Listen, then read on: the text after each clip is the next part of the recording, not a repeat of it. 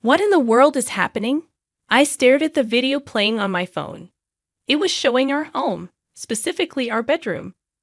I have an app on my phone that streams footage from our security cameras. In the footage, I saw my husband with another woman. Were they hugging? They looked too close to just be friends. Then I heard voices. You sure she has no idea? Yeah, I've been following your plan perfectly. She's clueless, believes everything.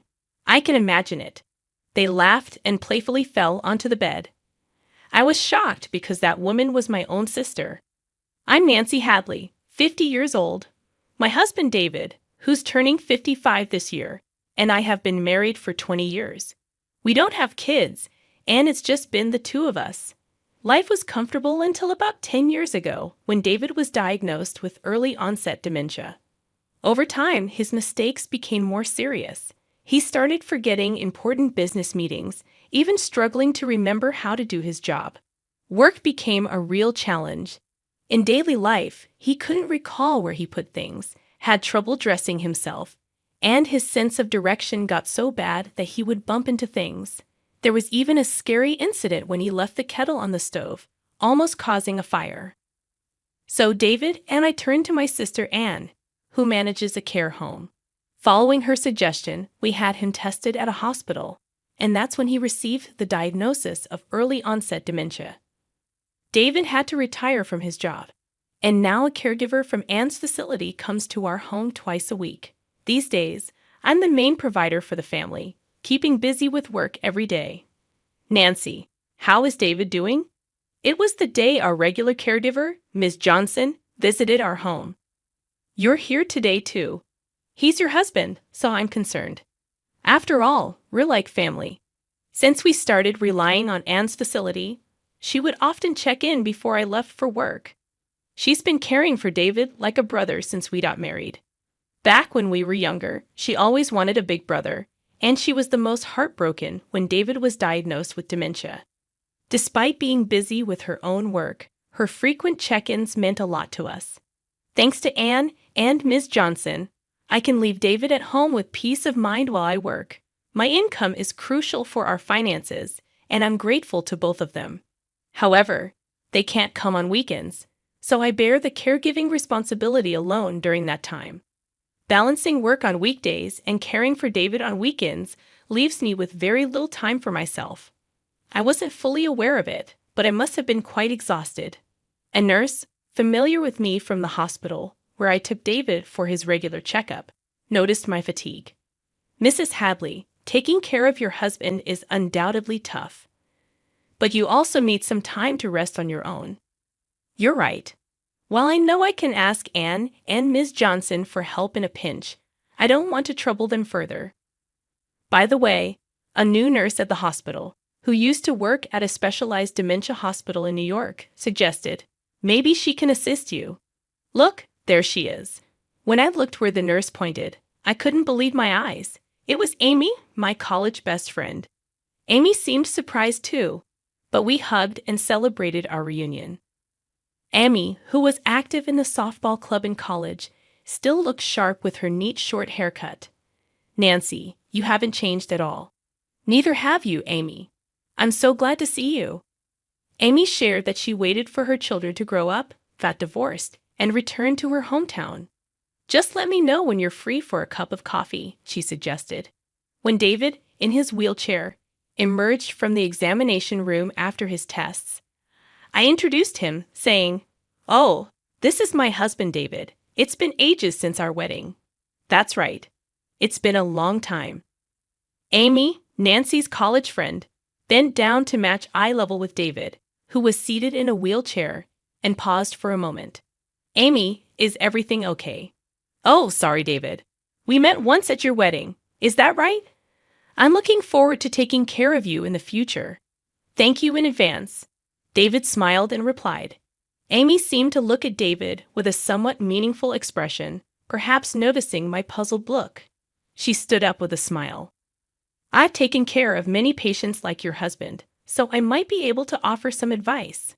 I think I can be of help, so feel free to ask. Absolutely, I'll definitely rely on you. Thanks, Amy. We said our goodbyes. Later on, I encountered Amy on several occasions, such as when I went to get David's medicine or when his health declined. Each time, Amy would look at me with concern, but I pretended not to notice and brushed it off. A few months after my reunion with Amy, David and I visited the hospital together. Just as David was called in for an examination, I heard Nancy. When I turned toward the voice, Amy looked serious. Amy, is everything okay? Your husband, David, just went in for his examination. Do you have a moment to spare? Certainly I do. Amy guided me to a counseling room. Nancy, how's it going with taking care of David? Are you worried about yourself? Thanks. I shared updates on David's recent health and mentioned how the constant caregiving without breaks was affecting my well-being. Amy attentively listened to my story. Initially, I thought she was just concerned about my health. But then she began with, "Actually, Nancy." What she said next was quite unbelievable.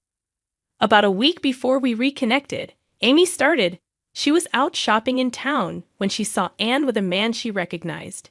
Amy knew Anne as my sister, but the man's face seemed familiar to her. When Amy approached them and Anne introduced the man as her boyfriend, it was only when we met again at the hospital that I realized it was David, your husband. It was all so perplexing. That's surprising. No wonder you had a strange look on your face back then. Amy had seen Anne and David together in town a week before our reunion. However, David seemed entirely unaware of Amy's presence. I looked different back then. I had longer hair down to my shoulders and wore glasses. I looked completely different. This might explain why he didn't recognize her, but it was still quite a revelation. There's one more thing that's been bothering me. According to Amy, David's responses at the hospital seemed strangely unnatural for someone with dementia. She mentioned that his behavior resembled someone she encountered at the hospital where she used to work, someone pretending to have dementia. The man I saw in town was walking confidently, responding clearly.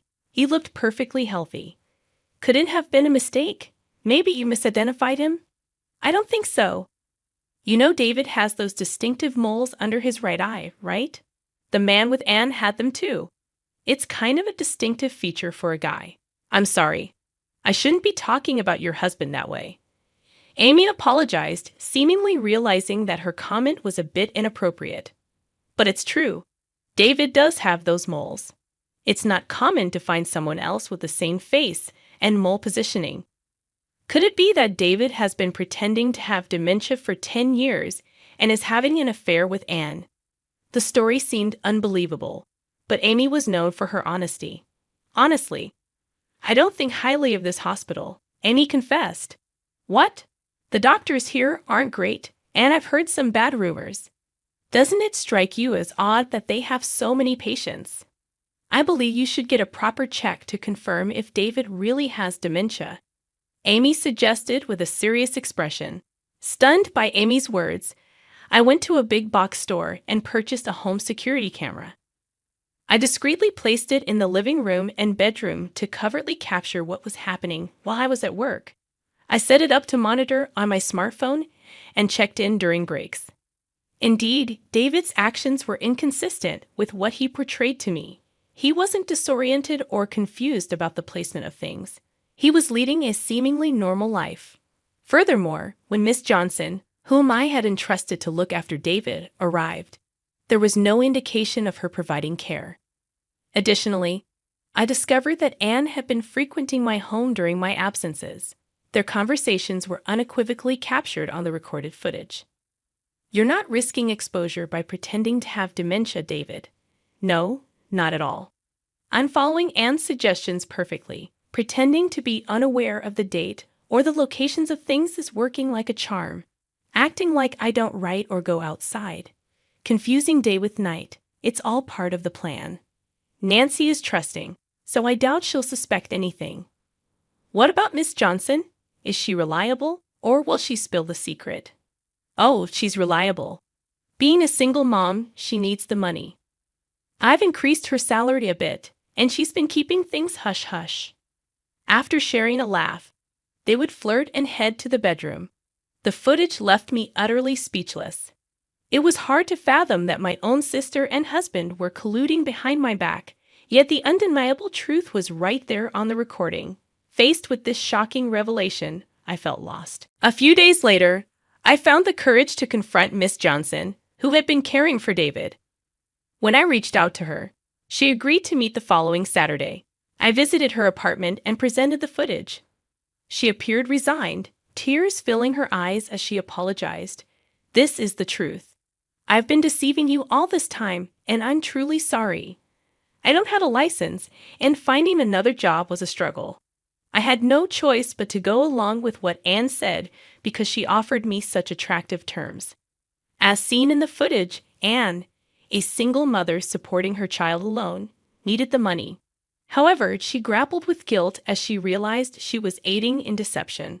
Her guilt led her to share her testimony with me and provide copies of receipts, daily reports, and her diary from that period. Regardless of my financial struggles, what I did was unacceptable as a human being. I am truly, deeply sorry. She continued to express remorse repeatedly. In addition to the evidence and testimony from Miss Johnson, I decided to gather more proof. After meeting with various involved parties and learning their perspectives, I consulted with my lawyer and opted to confront David and Anne at the site of their affair. On a typical weekday, feigning my usual work routine, I lingered near my house. When Anne arrived and it appeared to be the opportune moment for the two of them, I returned home, capturing the scene. Caught off guard and unable to escape, they panicked. With a cold tone, I said, "I know everything now, David. I heard you messed up your cherished job, got sidelined, and grew to dislike your work." These were details his co-worker had shared about David's conversations with colleagues. "There's nothing left for me here. Nancy is earning well. I want to quit and live a relaxed life." Observing my composed demeanor, David hastily began to confess. "It wasn't my idea. Anne seduced me. She suggested we pretend to have dementia, be supported by you while you're at work, and meet as much as we want." Even Miss Johnson had been recruited by Anne to serve as an alibi. David's words seemed to place the blame on Anne rather than me. Upon hearing David's accusations, Anne became hysterical and erupted in anger. What the heck?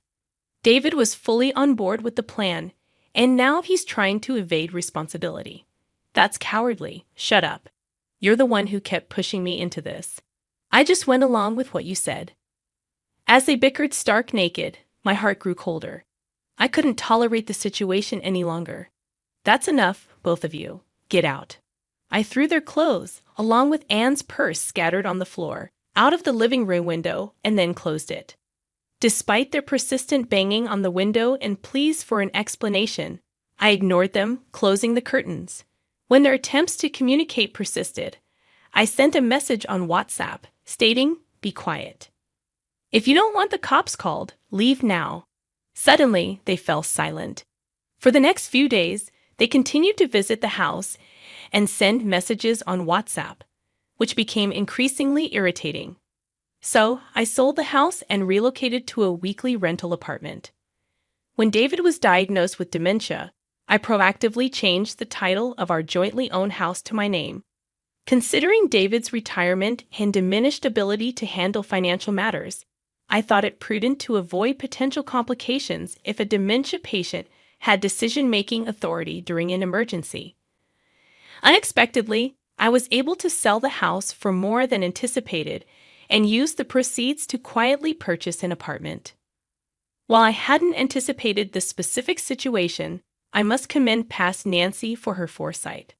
Subsequently, I initiated a divorce from David and asserted a claim for the division of assets. Whether or not David has the means to comply is inconsequential. It is a declaration that they inflicted this upon me. I will neither forgive nor forget. After the divorce, I heard through the grapevine that David remarried and now resides in Anne's house. However, it appears that their new life together is not thriving. While this is purely speculative, I believe David and Anne might have been swept up in the excitement of their affair. Marriage brings a different set of challenges, forcing them to confront each other's realities, acknowledge differences, and at times turn a blind eye. Coping with these complexities must be challenging for a couple who tied the knot in the aftermath of an affair, especially considering both sets of parents have already passed away. The house that David and I once called home has already been sold. David is left without a place to return to, and with no other family to lean on. They must confront their challenges on their own. Frankly, I couldn't be less concerned. I would say they are facing the consequences they rightfully earned. Thanks to Miss Johnson's revelation, Anne's facility lost its license and was forced to shut down. It appears the facility wasn't generating enough profit to repay the bank loan taken when it opened, leaving Anne with a substantial amount of debt. It seems like an appropriate price for a sister who stole her sibling's husband. The dubious doctor who issued the fraudulent diagnosis also faced repercussions. Following the incident, his staff, including Amy, resigned one by one, rendering it impossible to sustain the business and resulting in the closure of his clinic. Evidently, he had been accepting requests from questionable sources, providing false medical reports as he did for David, and, in return, receiving patient referrals. This unveiled the truth behind why he had a considerable number of patients despite lacking the necessary skill and a reputable status. Discovering the truth was a shock, and I couldn't help but be appalled by the audacity of some doctors. However, I acknowledge my own responsibility in this matter. I was overly trusting, believing my sister's words and the dubious doctor's assertions without questioning them. According to Amy, I tend to be too kind and overly trusting. I've always been averse to doubting people, but lately, I've been reflecting on the need to scrutinize information more and think independently. On a brighter note, Amy seems to have secured a new position at a large general hospital in the neighboring town. Her work experience at a New York hospital garnered respect, and she has already earned the trust of her colleagues, enjoying her work. Following Amy's suggestion, Miss Johnson also found employment at the hospital cafeteria. Wow, adorable. Amy's eyes lit up at the sight of a puppy frolicking with a ball. This little guy is a male miniature dachshund I brought home about a month ago. He's become my cherished companion, offering solace to my heart and body after long days at work. Since the arrival of this pup, Amy has started visiting my apartment more frequently. He's just so cute. I can't resist coming to see him, she claims. However, in reality, her visits are driven by concern for me, though she won't admit it. While I've lost my husband, I now get to relish enjoyable moments with my best friend. I find myself thinking that a single life, enjoying the company of a female companion, doesn't sound too bad after all.